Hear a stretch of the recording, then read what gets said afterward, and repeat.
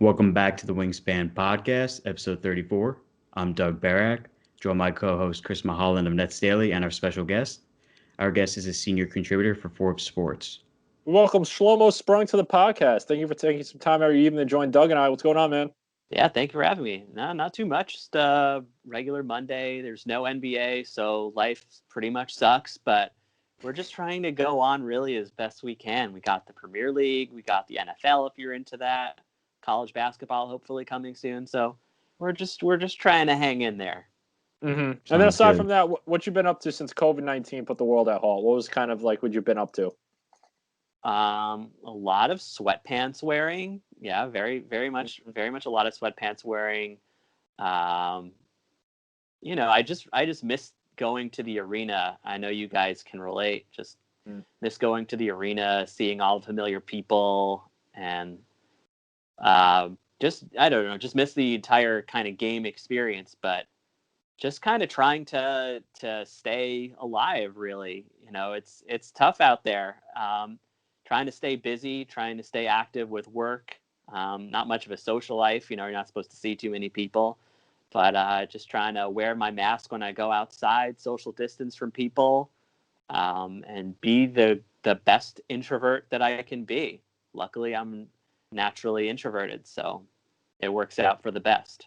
Well, thank you for caring about other people. I try to. Yeah. So can you talk about your journey to becoming a senior contributor for Forbes Sports? Sure, I can. Though not a big fan of the talk about question, but we'll try to glance by that a little bit. I always enjoyed sports and I always enjoyed writing. Started with my high school newspaper, went to Queens College, shout out Queens College.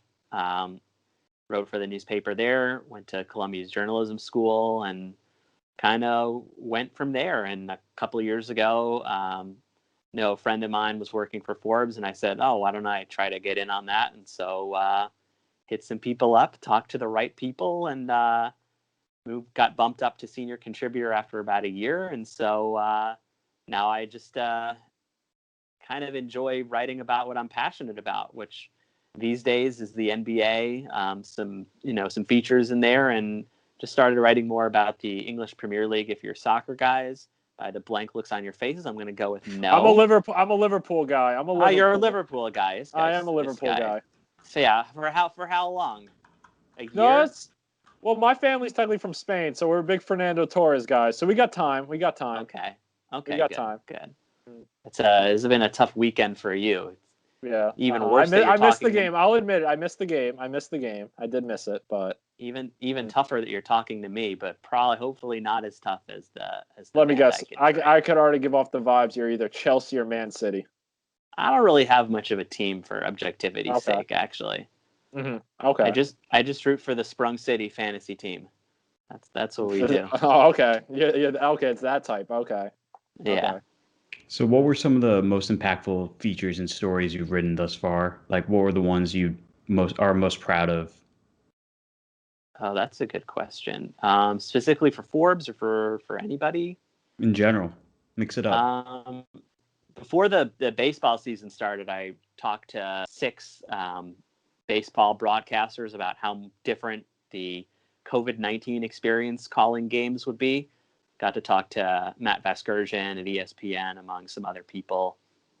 And it was just interesting how much like everything changed this past season in terms of not being able to go to some games, doing, things remotely. Obviously you saw with all the Nets games in the bubble, how, everything was done remotely. And that's a huge adjustment for all these broadcasters. And then I did a feature on Chris Paul and kind of his investment, spoke to him about how much going to a plant-based diet, cutting out like all meat, all animal products, helped his career, which obviously it did. He's like a man reborn now. So maybe that'll be something that Knicks fans could look forward to next season. We'll see.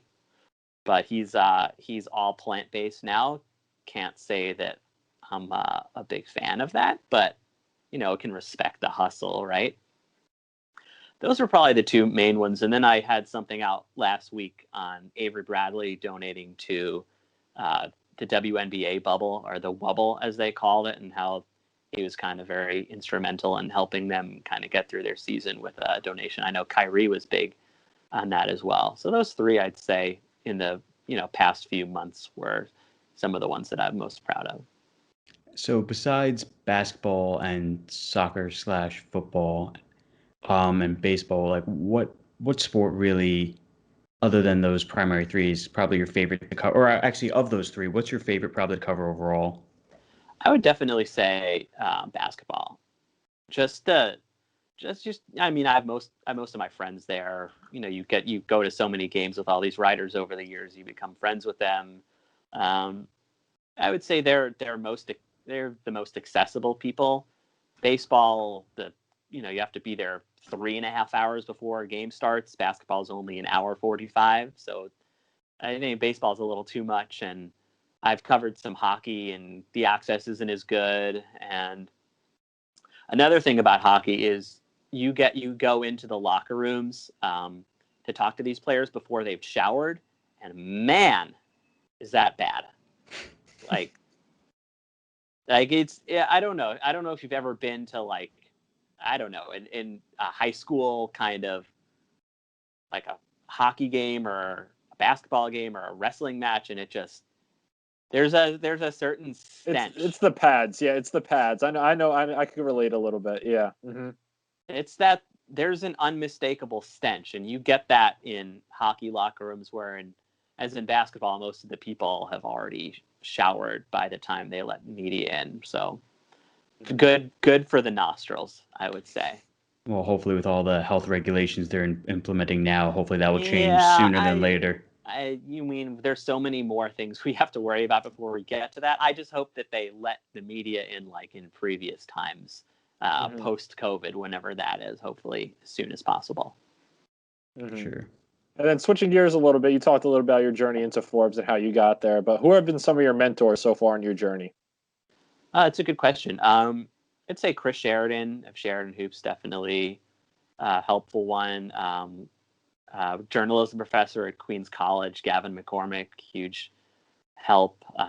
Sandy Padway, a professor at Columbia's journalism school, who is very well known in the J School journalism industry. Shout out to him. Those are probably the three main ones that I look to as people who really helped me get to the path that I am now. Mm-hmm. And then what's some of the best advice you received? What's like that one piece of advice that's always in the back of your head that like really sticks out to you?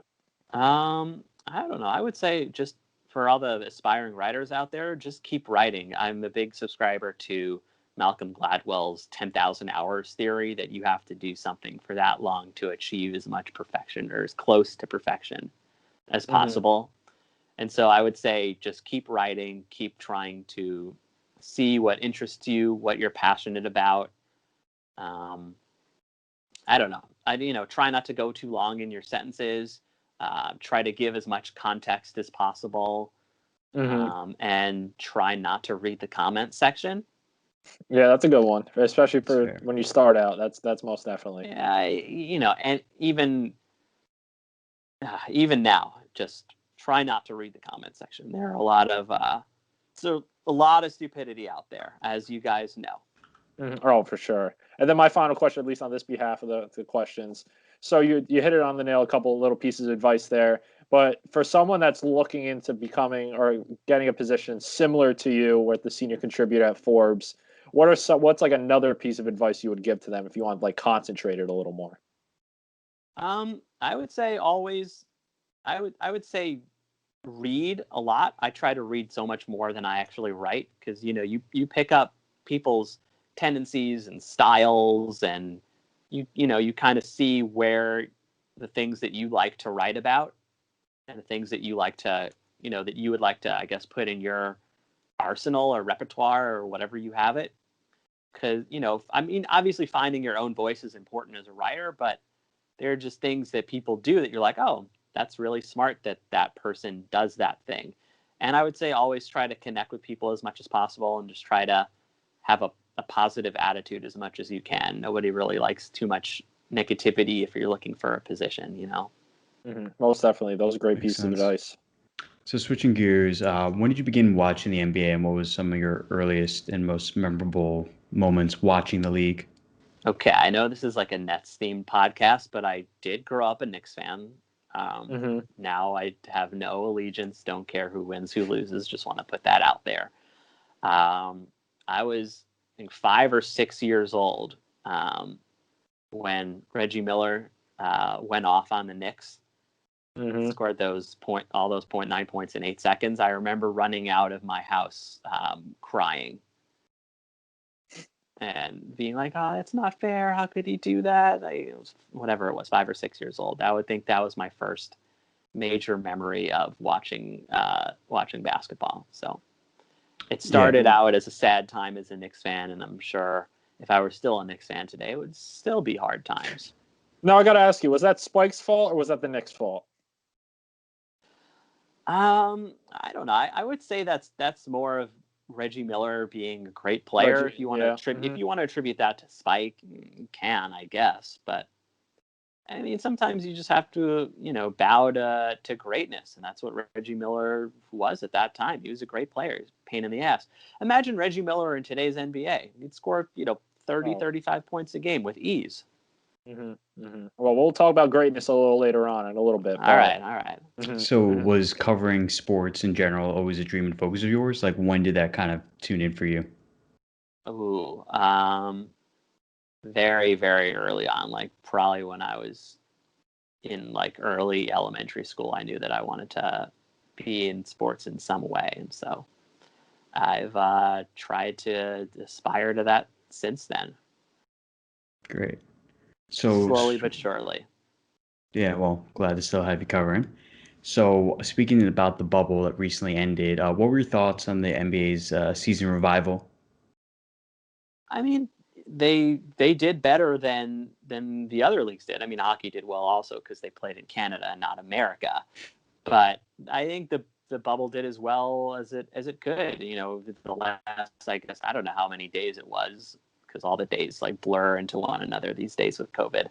But they didn't have a single positive test for at least the last month or two of the entire thing. So they did as well as they could have. You're seeing with the NFL now how they're having trouble outside of the bubble. And if you're a baseball fan, you knew how much trouble they had in the beginning of the season with the Marlins and the St. Louis Cardinals missing weeks worth of games. And so all said and done, they try to keep everyone as safe as possible. Obviously, it wasn't an ideal situation. Obviously, you'd love to have fans in the stands. You'd love to have the playoff atmosphere. There's nothing like playoffs in really any sport, and that atmosphere can't be replicated. I just remember the last playoff game I've been to was Game 1 of the 2019 NBA Finals in Toronto, and it was one of the loudest places that I've ever been at in my life. And it's just to not have that kind of playoff atmosphere this season is obviously not good for the game. I think that's one of the reasons why it took away from the ratings, but that's a whole other issue altogether. But I'm rambling, but I think the NBA did as well as they could have given the circumstances. Yeah, they're definitely the model for the rest of America and perhaps even the world, at least how they handled COVID. But it's a lot of money, so people have to want to be willing to spend. Lots of TV money that they needed to make. Definitely. So what would it take for you to break quarantine in the bubble? Some players, food or extracurricular activities. I mean, I would try to be as focused as I could, but sometimes you have a Daniel House situation, and you needed to get. They apparently whatever extracurricular things went on was worth being kicked out of the bubble. Yeah, it's like this is a trashy show, and I'm embarrassed to say that I watched this. But did you guys watch Too Hot to Handle? No. I did not. Netflix? I did not. Okay, you guys are smart. It was terrible. You guys are smart. Terrible show. One of the worst shows I've seen all year. Watch the entire thing, and you were, kicked off the island if you did anything too extracurricular. And apparently Daniel House was, was willing to. Yeah, he put his needs over the rest of everyone else, but thankfully it did not shut down the bubble. Yeah, I mean it didn't help the Rockets that he was out of action, but he was. I mean, he was in enough action to make it worth it for him. For sure. So what are 5 must-have for you to have within the bubble? Something that you would need going through if, let's say, you're in it for the long haul. Definitely need my laptop to do work. That would be the biggest thing. Would I be able to bring in like a certain food item?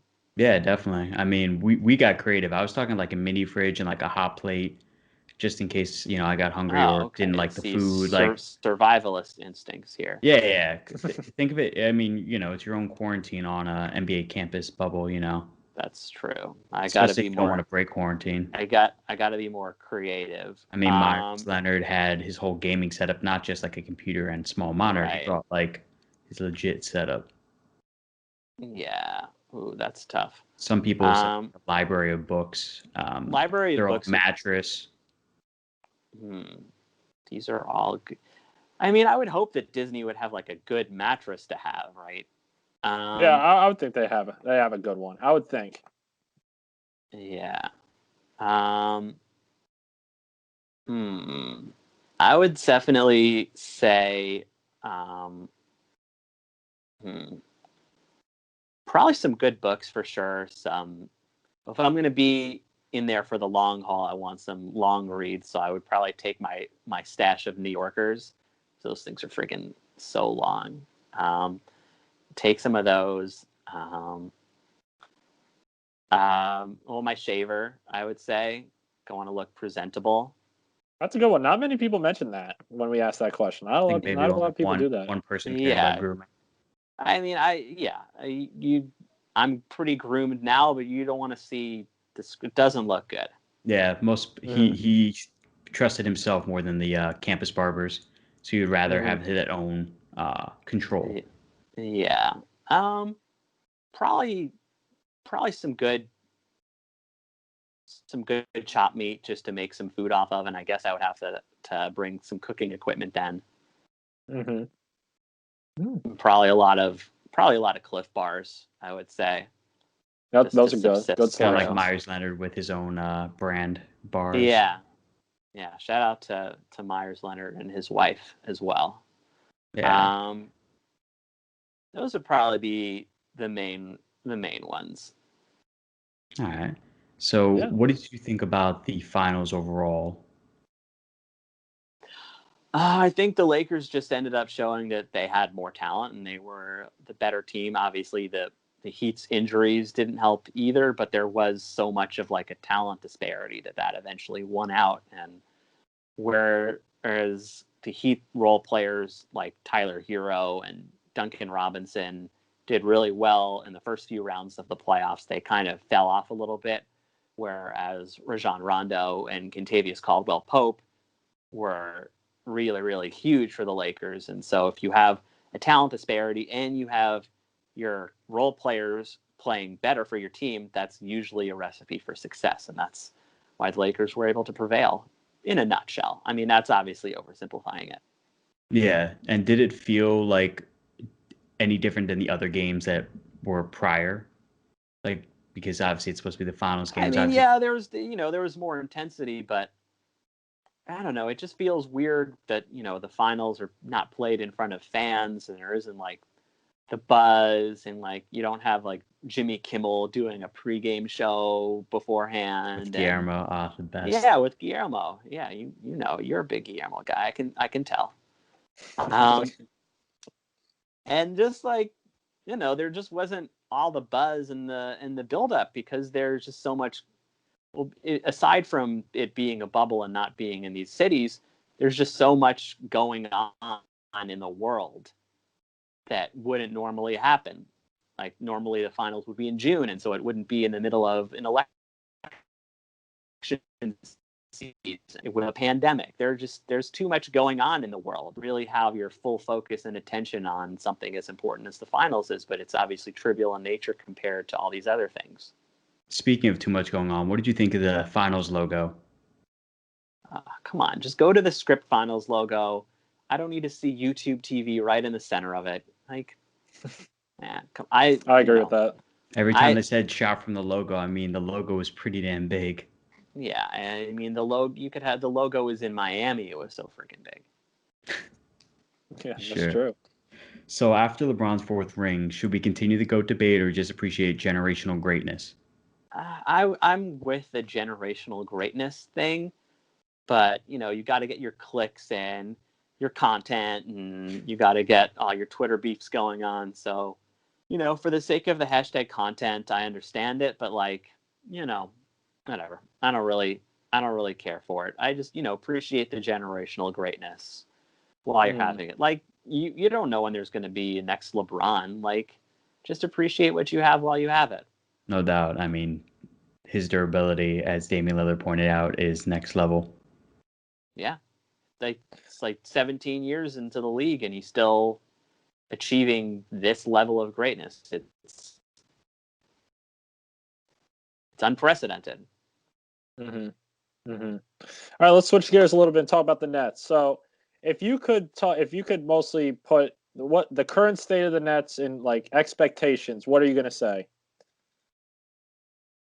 I mean, the expectations are this team should compete for the NBA Finals. That should be the expectation as a Nets fan. And then this past season, what'd you like and what'd you not like about this season for the Nets? I don't know how heavy you got into Nets basketball, but what'd you like, what'd you dislike, and give me your overall opinions and thoughts about Nets basketball this year. Well, first of all, I disliked the Barclays Center Oregon. Let's just start out with the most important topic of conversation here. Like, that needs to go. Like, you got to get that out of here. Like, we need like an organ transplant, an organ donation. Just get that out of there. Like, that's the most okay. That's from my selfish standpoint. That's the first thing. Well, you're not alone, so you're not alone. That's the good thing. You have a whole army behind you. Trust me, they sit the media right next to the brigade. I'm well aware of what's going on over there. Secondly, I liked how Dinwiddie developed and LeVert kind of developed too. Jared Allen's development, I think, was probably the most important thing. And then, you'll see what you have with all these guys like, a Chioza and a Tyler Johnson. Sorry about that. And a Tyler Johnson. And I think you like what you have in those players. I didn't really like what they did with the coaching situation. I would have liked to see Atkinson stay personally, but politics are politics. So I didn't like that aspect of it. Certainly didn't like what I saw from Taurean Prince this season. Definitely a hard dislike on that. I think they should have continued prioritizing the development of Jared Allen over DeAndre Jordan. That I kind of didn't like, but of course that comes with the politics of having Durant and Kyrie on your team. So those are the general likes and dislikes. But the main takeaway is that the organ definitely has to go, I would say. We all agree with you on that one. Okay. And then you touched a little bit on the coaching situation, but what were your thoughts when you heard that Steve Nash is the new head coach? First of all, I was like, what?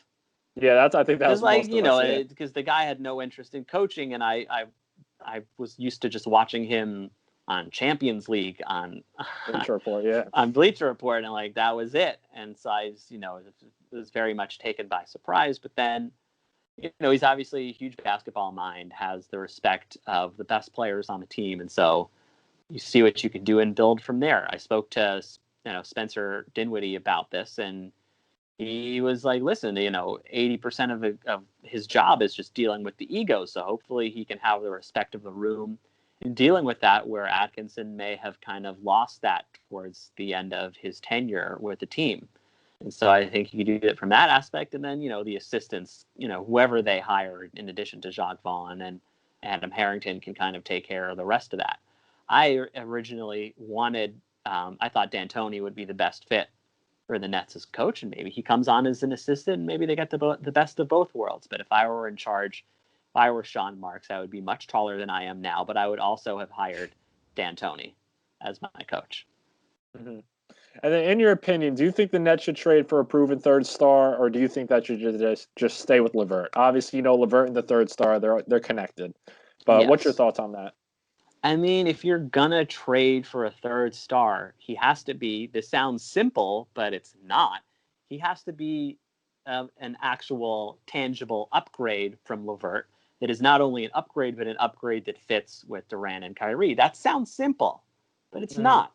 Like, let's say you want to try to trade for Victor Oladipo. Let's say, do we know how much better he is than Karis LeVert is? I don't know. You don't know. Neither of you know. You have the non-knowing look in your faces already. I can tell. I'm only thinking about the one person who's consistent on my mind that could be a upgrade, at least for a win now situation, not long term potentially, because we don't know what Karis will be. Right. And that, I mean, maybe you can make a case that Drew Holiday is that type of player. And that is something that's, of course I did. And that's something definitely worth considering if the offer is right. I'm under the camp that I would kind of try to stand pat, use the complementary players, re-sign Joe Harris, obviously, put shooting around him. I would try to package the 19th pick in the first round with Taurean Prince, try to get off of that contract, and then use that space to get a player who will be more of a complementary fit with the team that the Nets have now. That's what I would do if I were in Sean Marks's shoes, which are like twice the size of my shoes. And then staying on the same point of free agency and trading and signing stars, when you look at this Nets team right now, what players kind of intrigue you to be added to this Nets roster as free agents? That's a good question because, I mean, I think obviously if you watch the Nets, you know that they could use better depth at like the power forward or the center position, but how much does having Kevin Durant back negate that? Like, it's kind of hard to tell, but right now you're a big rotation kind of, I don't know if you want to call Taurean Prince a big or a wing, but you have, maybe you could put Musa in that context also. I don't know, but you have Durant, you have Jordan, you have Jared Allen, and I would, look for another 4 or 5 in that range to complement those guys via rotation. I know Serge Ibaka has been mentioned in context with the Nets, but he would need to take a big pay cut. Former teammates with Kevin Durant in Oklahoma City, as you guys know, that would be a really good fit. But I don't know if the money works out. But maybe that's where getting off of Taurean Prince's contract factors into that. But I think that's their biggest weakness, and maybe another ball handler. I don't know, because you have good ones, but I think you can not have enough shooting around superstar players, as we've seen. You saw Rondo and KCP do that. Joe Harris can do that, but maybe getting someone else who can shoot at a high level from 3, who can just do the catch and shoot thing when they're open off double teams, maybe prioritize that as well. Most important question from this Nets: what do you think of the New Jerseys? I like the New Jersey. I just wish there wasn't the white in the gradient. That's kind of weird. I would rather have had a total like blue with the red and white trim, but they still look good. As long as they're not wearing gray jerseys anymore. Oh yeah, that's the gray. Well, especially jerseys, gray on gray on gray. It's I would say save the gray jerseys for baseball and just don't have them in any other sport. That would be my take on the gray jerseys.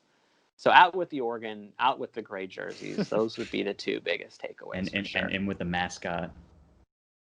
As long as it's not like someone scary like the Brooklynite. Yeah. You gotta have a mascot that isn't gonna haunt people's dreams and like start their lives from the rafters. Like, I just don't want. I mean, I know it's spooky season and everything, but like, we don't need that. Totally from Scooby Doo. It's totally out of like Scooby Doo knockoff. Just gotta put a better marketing team together. Or just have the Swamp Dragon as the mascot. I've been pushing for something like that. I know Doug's been pushing. It would sell, even if it never makes it onto the court. The Swamp Dragon would sell. People buy the shirts. Just don't overthink it. Just have the Swamp Dragon as the mascot and call it a day, I would say, if you're going to have a mascot. Works for me.